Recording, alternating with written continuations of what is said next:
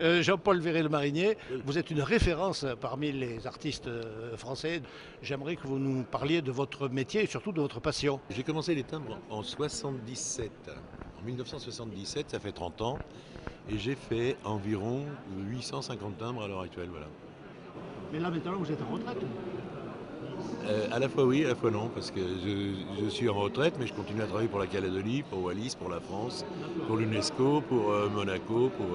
Non, mais on n'arrête pas. Non. Je suis indépendant, travailleur indépendant, profession libérale. Je suis allé 3 ou 4 fois à l'imprimerie pour voir des timbres sur machine pendant la fabrication, mais... Non, mais je continue, je suis je vais sur les traces des deux Caris, de Becquet. De Caris, c'est celui qui a travaillé le plus longtemps, hein. Près de 2000 timbres. Il a travaillé jusqu'à 90 ans. Et au-delà. C'est le timbre qui. J'étais choisi par le timbre, en fait. Et j'ai été amené au timbre par Jacques Combet, que j'avais rencontré quand je travaillais chez Pathé Marconi, où je faisais des pochettes de disques. Puis un jour, il a vu ce que je faisais, il m'a dit: tu devrais faire des timbres. Et un jour, on m'a appelé du Beptom, et là, j'ai mis le pied dans l'engrenage. On a fait les 2 premiers timbres. Monsieur Rousseau, qui était directeur du Beptom à l'époque, m'a dit: si l'administration postale pour laquelle on fait les timbres les accepte, on continue. Ça a été accepté, c'était Djibouti.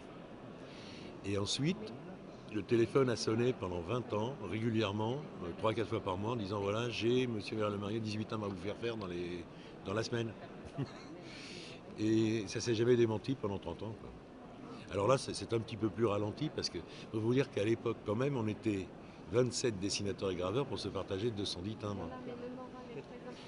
Et donc, je n'ai jamais fait que ça, et tout ce qui pouvait avoir trait à la philatélie, c'est-à-dire les timbres à date, les cachets, les enveloppes premier jour. J'ai fait 1500 enveloppes premier jour pour la numismatique française de Chantilly. Mais de votre formation, c'est une formation Beaux-Arts? Atelier Baudry, à Paris. Art déco en 4e année directement, parce que j'ai sauté 3 ans. J'étais accepté en 1968 sur dossier, et ils ont créé une section spéciale pour moi en 4e année. J'ai pas fini, ensuite je suis allé un peu à l'école Estienne, en cours du soir. Mais moi, à l'école Estienne, j'étais en cours supérieur d'art et technique graphique et en typographie. Un truc qui a eu tendance à disparaître ces temps derniers. Mais j'ai commencé à travailler à 19 ans en joaillerie, où je faisais des dessins de bijoux, ce qui vous donne une certaine idée de la précision, parce qu'en bijoux on ne peut pas se tromper. Si vous dessinez à une cliente une pierre qui est trop grosse sur le dessin, quand elle va l'avoir plus petite, sachant ce que vaut le carat, elle ne va pas être contente. Donc on doit avoir une précision absolue. Voilà. Et ça a été très formateur. Et j'ai abordé le timbre, j'avais environ 35 ans. J'en ai 68. Voilà. J'ai été gravé presque par tout le monde, y compris Bétan, Becquet, Vluquet, Forget et compagnie. Ça, c'est un dessin à moi, hein, et qui a été gravé par Pierre Forget. Ça, c'est Vluquet. Ça, c'est Beaujard, Cotentiec. Il y a Jumelet, mais moi, j'ai fait le dessin pour la baie de Somme, entre autres. Et le doc-fi, baie de Somme, voilà le dessin, et voilà la gravure qu'on a fait forger.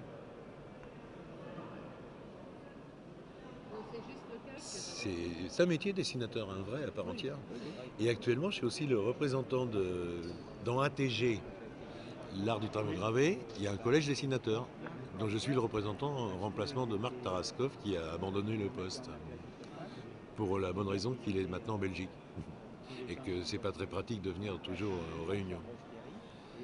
Étant dans la région parisienne, ça m'est plus facile.